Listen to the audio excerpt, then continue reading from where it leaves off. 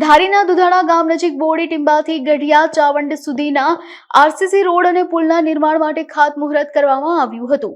ધારાસભ્ય જેવી કાકડિયાના હસ્તે વિકાસ કાર્યનો પ્રારંભ થયો હતો, જેની સાથે જ આ વિસ્તારના લોકોની વર્ષો જૂની સમસ્યાનો અંત આવ્યો છે.